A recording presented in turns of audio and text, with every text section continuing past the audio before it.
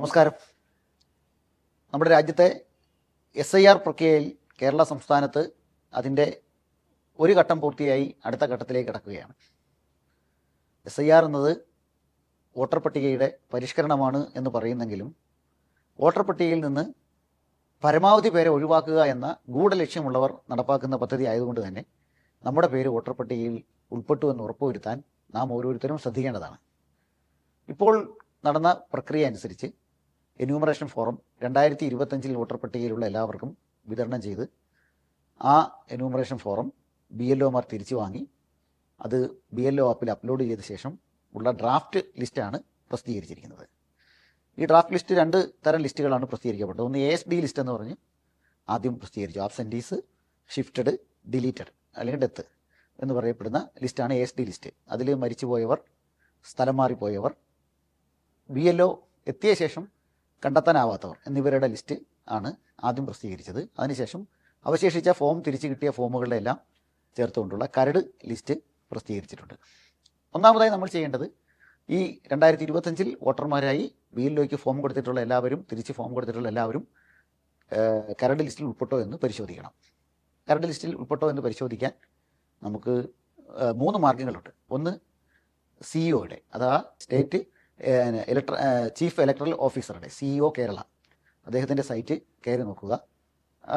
ആ സൈറ്റിൽ കയറി നോക്കിയാൽ SIRൻ്റെ കരട് ലിസ്റ്റ് പ്രസിദ്ധീകരിച്ച അതിലേക്കുള്ള ലിങ്ക് കിട്ടും. അതല്ലെങ്കിൽ വോട്ടേഴ്സ് പോർട്ടലിൽ voters.eci.co.in എന്ന വെബ്സൈറ്റിൽ കയറി നോക്കിയാലും നമുക്ക് ഡ്രാഫ്റ്റ് ലിസ്റ്റിൻ്റെ ഭാഗം കാണാം. നമ്മുടെ ബൂത്തിലെ വോട്ടേഴ്സ് ലിസ്റ്റിൻ്റെ വോട്ടേഴ്സ് റോള് നമുക്ക് ഡൗൺലോഡ് ചെയ്തെടുക്കാൻ പറ്റും. അപ്പോൾ ഇതിൽ ഒരു പ്രശ്നമുള്ളത് 2025 അല്ലെങ്കിൽ കഴിഞ്ഞ ലോക്സഭാ തെരഞ്ഞെടുപ്പിൽ നമ്മൾ വോട്ട് ചെയ്ത ബൂത്തുകൾ തന്നെ ആവണമെന്നില്ല. ബൂത്തുകളിൽ മാറ്റം വന്നിട്ടുണ്ട്. ബൂത്തുകളുടെ എണ്ണത്തിൽ വർധനവ് വന്നിട്ടുണ്ട്.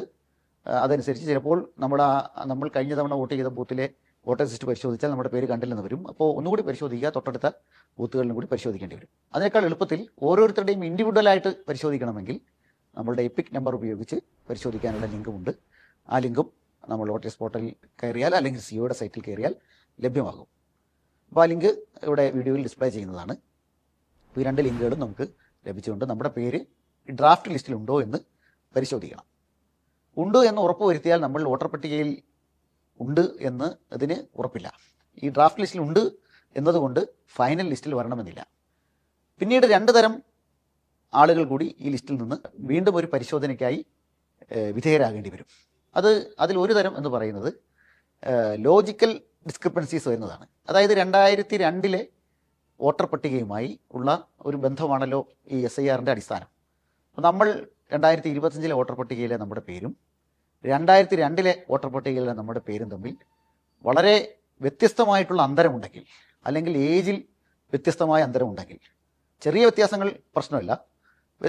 രക്ഷിതാവിൻ്റെ ചില ആളുകൾ 2002 രക്ഷിതാവിൻ്റെ പേരായിരിക്കും കൊടുത്തത്. രക്ഷിതാവ് എന്ന് പറഞ്ഞാൽ മാതാപിതാക്കളുടെ പേരായിരിക്കും കൊടുത്തിരിക്കുന്നത്. അവരുടെ ഏജും നമ്മുടെ ഏജും തമ്മിലുള്ള ലോജിക്കൽ സിമിലാരിറ്റീസ് വരുന്നില്ലെങ്കിൽ, അന്നത്തെ ഏജും നമ്മുടെ ഏജും പരിശോധിക്കുമ്പോൾ വലിയ വ്യത്യാസമൊക്കെ തോന്നുന്ന അത്തരം കാര്യങ്ങൾ ലോജിക്കൽ ഡിസ്ക്രിപ്പൻസീസ് അഥവാ യുക്തിപരമായിട്ടുള്ള വിയോജിപ്പുകൾ എന്ന നിലയിൽ അത് മാർക്ക് ചെയ്യപ്പെടും. അപ്പോൾ അത്തരം ലിസ്റ്റുകൾ BLOമാരുടെ അടുത്തേക്ക് ഉണ്ട്.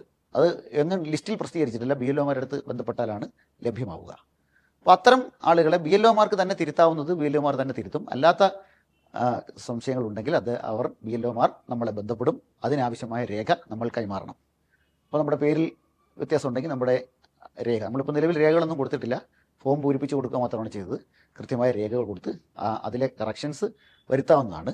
മാതാപിതാക്കളുടെ ഏതെങ്കിലും വ്യത്യാസമെങ്കിൽ അവരുടെ ബന്ധപ്പെട്ട രേഖകൾ കൊടുത്ത് അത് കറക്റ്റ് ചെയ്യാവുന്നതാണ്. അപ്പോൾ BLOമാരാണ് അത് ചെയ്യുന്നത്.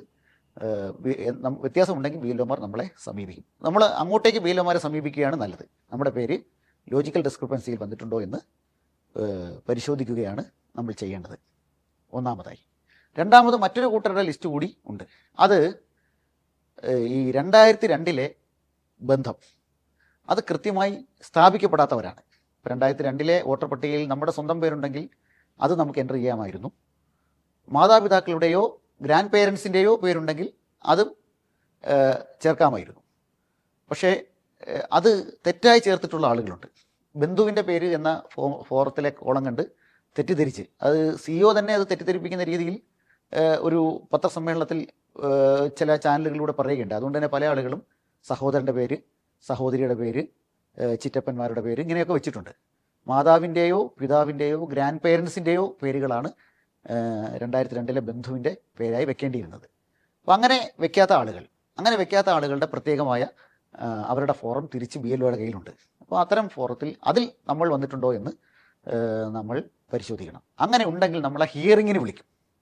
ഒന്നാമത്തെ കാര്യത്തിൽ ഞാൻ പറഞ്ഞു, ലോജിക്കൽ ഡിസ്ക്രിപ്പൻസീസിൽ പറഞ്ഞത് അതിൻ്റെ രേഖകൾ ഹാജരാക്കിയാൽ മതി, BLOയ്ക്ക് തന്നെ അത് കറക്റ്റ് ചെയ്യാവുന്നതാണ്. രണ്ടാമത്തെ അങ്ങനെയല്ല, ഹിയറിങ്ങിന് വിളിക്കും.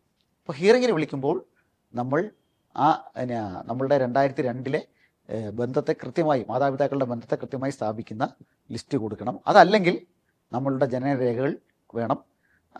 അത് ചിലരുടെ മാതാപിതാക്കളുടെ ജനനരേഖകൾ ആവശ്യമായി വരും. 1987 ശേഷം ജനിച്ചവരാണെങ്കിൽ മാതാപിതാക്കളുടെ ജനനരേഖകൾ കൊടുക്കേണ്ടി വരും. അല്ലാത്ത ആളുകൾ സ്വന്തം ജനനരേഖകൾ കൊടുത്തുകൊണ്ട് തന്നെ വോട്ടർ പട്ടികയിൽ പേര് ചേർക്കാവുന്നതാണ്. അപ്പോൾ എന്ത് രേഖയാണ് നിങ്ങൾ സമർപ്പിക്കേണ്ടത് എന്നത് BLO നിർദ്ദേശത്ത് തരും. BLO തരുന്ന ഹിയറിംഗ് നോട്ടീസ് BLOയുടെ അടുത്ത് വന്നിട്ടുണ്ടാകും.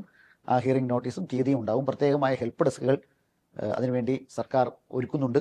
അത്തരം ഹെൽപ്പ് ഡെസ്കുകളിൽ പോയി നമ്മളുടെ രേഖകൾ സമർപ്പിച്ചുകൊണ്ട് വോട്ടർ പട്ടികയിൽ പേര് ഉണ്ടാക്കാൻ ശ്രമിക്കുക എന്നതാണ് ഈ ഡ്രാഫ്റ്റ് ലിസ്റ്റിൽ വരുന്ന ആളുകൾ ചെയ്യേണ്ടത്. ഇപ്പോൾ ലോജിക്കൽ ഡിസ്ക്രിപ്പൻസീസിൻ്റെ കാര്യം പറഞ്ഞു.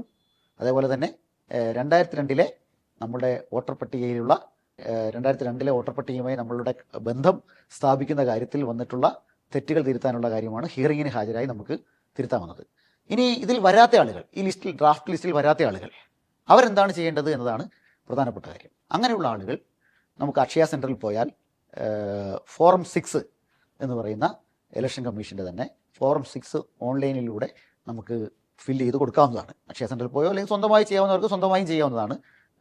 വോട്ടേഴ്സ് പോർട്ടലിൽ നേരത്തെ പറഞ്ഞ voters.eci.co.in എന്ന് പറയുന്ന വെബ്സൈറ്റിൽ കയറി നമുക്ക് ഫോറം 6 അപ്ലോഡ് ചെയ്യാവുന്നതാണ്. ഫോറം 6 ഓപ്പൺ ചെയ്യുകയും അപ്ലോഡ് ചെയ്യുകയും ചെയ്യാവുന്നതാണ്. അപ്പോൾ അതിന് പ്രധാനപ്പെട്ട ഒരു കാര്യം, നമ്മളുടെ ആധാറും ഫോണും തമ്മിൽ ലിങ്ക് ആണെങ്കിൽ മാത്രമാണ് നമുക്ക് ഓൺലൈനിലൂടെ ചെയ്യാൻ സാധിക്കുക. അങ്ങനെ അല്ലാത്ത ആളുകൾ ഡയറക്റ്റ് ഫോറം ഓഫ്ലൈനായി ഫില്ല് ചെയ്ത് BLOയ്ക്ക് കൊടുക്കുകയാണ് ചെയ്യേണ്ടത്. വേണമെങ്കിൽ ഫോറം ഇവിടെ തന്നെ ഡൗൺലോഡ് ചെയ്യാൻ കിട്ടും. അത് പ്രിൻ്റ് എടുത്ത് അത് ഫില്ല് ചെയ്ത് BLOയ്ക്ക് കൊടുക്കാവുന്നതാണ്. അല്ലെങ്കിൽ BLOയുടെ കൈവശം ഫോറം ഉണ്ടാകും. പക്ഷേ പല BLOമാരും ഇപ്പോൾ ജോലി തിരക്കായതിനാൽ അതിനെ അവർ അക്ഷയ സെൻറ്ററിൽ പോകാനാണ് പറയുക. ജനുവരി 23 ശേഷമായിരിക്കും അത്തരം കാര്യങ്ങൾ മിക്കവാറും BLOമാർ പ്രോസസ്സ് ചെയ്യുക. അതുകൊണ്ട് ഏറ്റവും നല്ലത് ആധാർ ലിങ്ക് ചെയ്യപ്പെട്ടിട്ടുള്ള ആളുകളെല്ലാം അക്ഷയ സെൻറ്ററിൽ പോയോ അല്ലെങ്കിൽ സ്വയമോ അതുവഴി ഫോം 6 ഫില്ല് ചെയ്ത് കൊടുക്കുക എന്നതാണ് ഏറ്റവും നല്ല മാർഗം. അങ്ങനെ പരമാവധി ആളുകൾ വോട്ടേഴ്സ് ലിസ്റ്റിൽ ഉൾപ്പെടാൻ ശ്രമിക്കുക. ഈ പ്രവാസി വോട്ടറാണെങ്കിൽ ഫോറം 6A ആണ് പൂരിപ്പിക്കേണ്ടത്. 6A ഇപ്പോൾ വിദേശത്ത് നിന്ന് ഓപ്പൺ ആകുന്നില്ല എന്ന് പല ആളുകളും പരാതി പറയുന്നുണ്ട്. അത് സാങ്കേതിക പ്രശ്നം വേഗം പരിഹരിക്കപ്പെടുമെന്നാണ് വിചാരിക്കുന്നത്. അതിൽ ഒരു പ്രശ്നമുള്ളത്, വിദേശത്തുള്ളവർ വിദേശത്ത് ജനിച്ചവരെ ഫോറത്തിൽ ഫില്ല് ചെയ്യാനുള്ള ഒരു ഓപ്ഷൻ കാണുന്നില്ല. അപ്പോൾ അതുകൂടി വരുത്തണം എന്ന് COയ്ക്ക് പലരും ആവശ്യപ്പെട്ടിട്ടുണ്ട്. അത് ഉടനെ തിരുത്താമെന്ന് ഇലക്ഷൻ കമ്മീഷൻ ഉറപ്പ് നൽകിയിട്ടുണ്ട്. തിരുത്തുമായിരിക്കാം. എന്തായാലും ഫോറം 6A ആണ് പ്രവാസി വോട്ടർമാർ പൂരിപ്പിക്കേണ്ടത്. ഫോറം 6 ആണ് നാട്ടിലുള്ള വോട്ടർമാർ പൂരിപ്പിക്കേണ്ടത്. പുതുതായി വോട്ട് ചേർക്കാൻ കഴിയുന്നവർ. ലിസ്റ്റിലില്ലാത്ത എല്ലാവർക്കും അത് ചെയ്യാവുന്നതാണ്. ഇപ്പോൾ 2002 ലിസ്റ്റിലുണ്ട്, 2025 ലിസ്റ്റിലില്ലാതെ പോയി എനുമറേഷൻ ഫോറം കിട്ടാതെ പോയവരുണ്ട്. അവരും ഫോറം 6 കൊടുത്താണ് പൂരിപ്പിക്കേണ്ടത്. ഇനി എന്തെങ്കിലും തിരുത്തലുകൾ വരുത്തണമെങ്കിൽ ഫോറം 8 ആണ് ഫില്ല് ചെയ്യേണ്ടത്. അത് പരമാവധി നമുക്ക് ഫൈനൽ ലിസ്റ്റ് വന്നതിന് ശേഷം തിരുത്താൻ മെനക്കെടുന്നതാണ് ഏറ്റവും നല്ലത്. കാരണം അതൊക്കെ അപ്പോഴേ പ്രോസസ്സ് ചെയ്യുള്ളൂ. അതുകൊണ്ട് തന്നെ പിന്നീട് അപേക്ഷ കൊടുത്ത് തിരുത്തുകയാണ് ചെയ്യേണ്ടത്.